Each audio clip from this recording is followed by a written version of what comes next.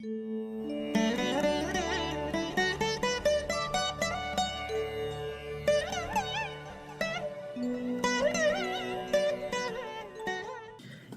Channel நேயர்கள் அனைவருக்கும் இனிய நல்வாழ்த்துக்கள். எல்லோரும் நன்றாக இருப்பீர்கள். இப்பொழுது மே மாதம் 19ஆம் தேதியிலிருந்து 25ஆம் தேதி வரையிலான திங்கட்கிழமையிலிருந்து ஞாயிற்றுக்கிழமை வரையிலான வார ராசி பலன்களை பார்த்துடலாம். முதல்ல மேஷராசிக்காரர்களுக்கு இந்த வாரம் பெரிய கஷ்ட நஷ்டங்கள் எதுவும் இல்லாத ஒரு நல்ல வாரமாகவே இந்த வாரம் அமையும்.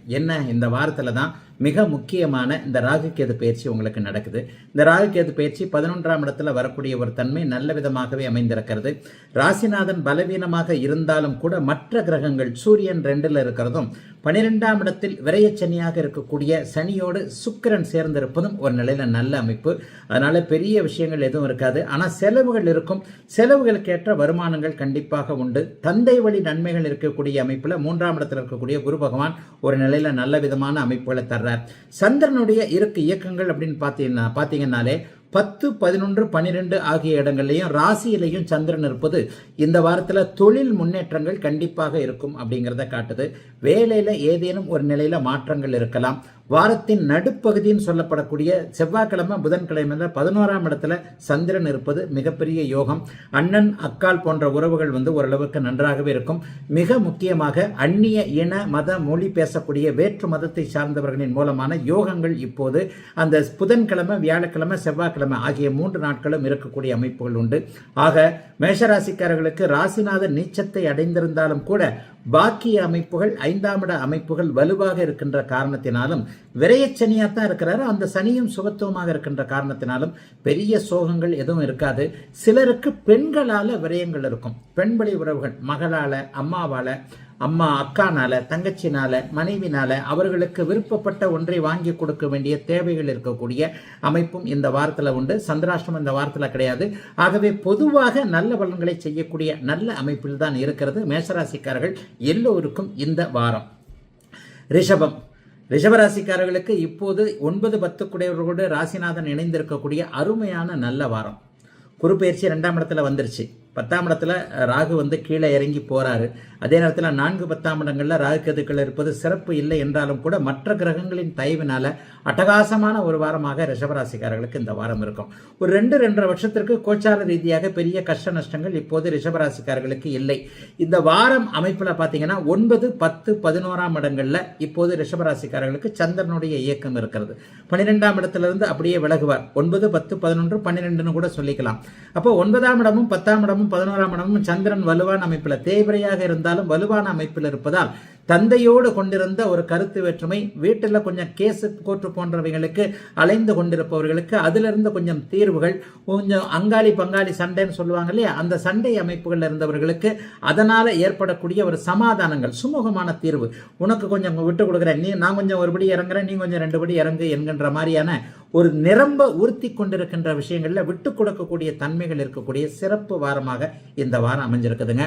வேலை செய்யறவங்கனால இந்த வாரம் கொஞ்சம் சந்தோஷம் இருக்கும்.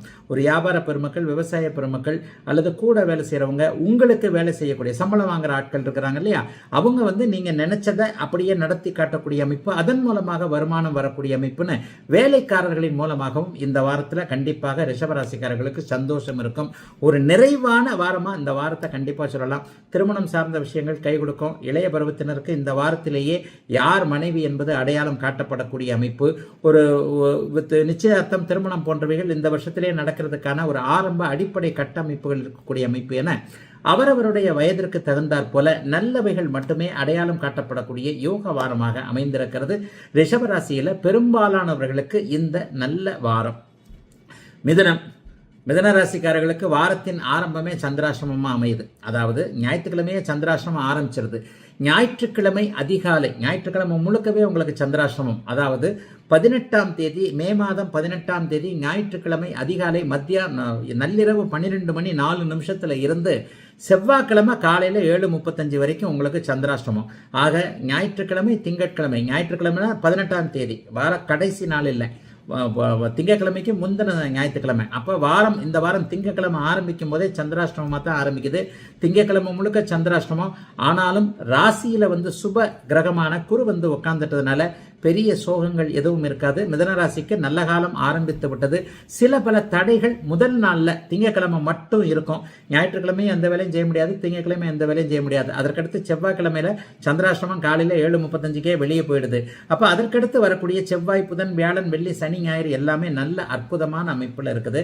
10ஆம் இடத்தோடு, அதாவது ஒரு நிலையில பாத்தீங்கன்னா 10ஆம் இடத்தோடு சந்திரன், சுக்கிரன், சனி போன்றவைகள் சேர்ந்து இருப்பது பேசி பிழைக்கக்கூடிய தொழில் அமைப்புகளில் இருக்கக்கூடியவர்கள், அதாவது வாத்தியார் வேலை, புனிதமான ஆசிரிய பணி, அடுத்தவர்களை காப்பாற்றக்கூடிய உயரிய தொழிலான வழக்கறிஞர் துறை, ஜுடிஷியல் என்று சொல்லப்படக்கூடிய நீதித்துறை, வங்கித்துறை போன்ற அமைப்புகளில் இருக்கக்கூடிய மிதனராசிக்காரர்களுக்கு நல்லவைகள் நடக்கக்கூடிய அமைப்புகள் வெகு தெளிவாகவே இப்போது இருக்கின்றன.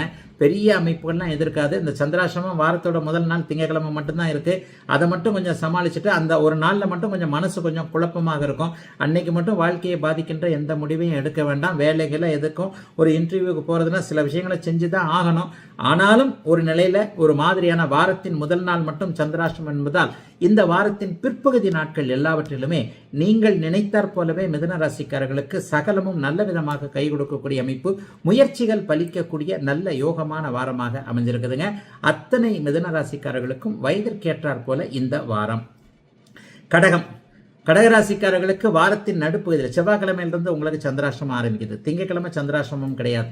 அதாவது 20ஆம் தேதி செவ்வாய்க்கிழமை காலை 7:35 இருந்தே, செவ்வாய்க்கிழமை பிறக்கும் போதே சந்திராஷ்டமம், அப்படியே வியாழக்கிழமை மத்தியானம் 12:08 வரை, 20 மே செவ்வாய்க்கிழமை காலையில் 7:30 மணியிலிருந்து ஆரம்பம், 22 வியாழக்கிழமை மத்தியானம் 12:08 அந்த சந்திராசிரமம் முடியுது. அப்போ செவ்வாய், புதன், வியாழன் மத்தியானம் வரைக்கும் உங்களுக்கு 2.5 நாள் சந்திராசிரமம். வாரத்தின் ஆரம்பத்தில் தேய்பிரையாக இருந்தாலும் சந்திரன் 7ஆம் இடத்திலிருந்து ராசியை பார்ப்பது வாரத்தின் முதல் நாளான திங்கட்கிழமையில உங்களுக்கு கணவன் மனைவி உறவு நன்றாக இருப்பது, காதலன் காதலி உறவுகள் நன்றாக இருப்பது, பெண்ணால் ஆணுக்கு லாபம், ஆணால் பெண்ணுக்கு லாபம் என்கின்ற அமைப்புகள் உறுதியாக நடக்கும். எதை பற்றியும் கவலைப்பட வேண்டாம். செவ்வாய்க்கிழமையும் இது சந்திரன் ராகுவோடு சேருகின்ற காரணத்தினால சந்திராஷ்டமத்து அன்னைக்கு செவ்வாய், புதன், வியாழக்கிழமை 3 நாளும் பண விவகாரங்களை கவனமாக இருங்க. ஃபேக் கால்ஸ் எதையும் நம்பிடாதீங்க. ஓடிபி சொல்லு, அதை சொல்லு, இதை சொல்லு, அந்த லிங்க் அழுத்து, இந்த லிங்க் அழுத்து, எஸ்எம்எஸ், இதில் எல்லாமே இந்த மாதிரி சந்திராஷ்டம நாட்களில் தான் உங்களுக்கு கண்டிப்பாக வரும். ஆகவே சந்திராஷ்டம நாட்களில் பொறுமையும் நிதானமும் அவசியமாக தேவைப்படுகின்ற அமைப்புகள் கண்டிப்பாக உண்டு. வெள்ளிக்கிழமை, சனிக்கிழமை, ஞாயிற்றுக்கிழமை அட்டகாசமாக இருக்கிறாரு சந்திரன். அவர் அப்படியே தேய்பிரையாக இருந்தாலும் சுக்கிரனோடு சேர்ந்து இருக்கக்கூடிய அமைப்புகள்லாம் நல்லா இருக்கு. ஆகவே வெள்ளி, சனி, ஞாயிறு ஒன்றும் டிஸ்டர்ப்லாம் ஆக மாட்டீங்க. மற்றபடி உண்மையிலேயே கடகராசிக்காரர்களுக்கு சோதனைகள், வேதனைகள் விலகிடுச்சுன்னே சொல்லலாம். இப்போது நடக்கக்கூடிய சில விஷயங்கள்லாம் படிப்படியாக இனிமேல் நீங்கள் முன்னேற்றத்தை நோக்கி போகக்கூடிய அமைப்புகளாகத்தான் இருக்கும். அஷ்டமச்சனி காலத்தில் இருந்து வந்த அத்தனை அமைப்புகளும் மெதுமெதுவாக விலகக்கூடிய தன்மை. இந்த வாரம் முழுவதுமே 11ஆம் இடத்துல லாபஸ்தானத்தில் சூரியன் வலுவாக இருக்கக்கூடியது மிகப்பெரிய ஒரு யோக பலனை கொடுக்கக்கூடிய அமைப்பு. உங்களுடைய புதன், அதாவது 3-12 கூடிய விரையாதிபதியாகிய புதனும் இப்போது 11ஆம் இடத்தோடு மிக அருமையான ஒரு அமைப்பில் இருக்கிறார்.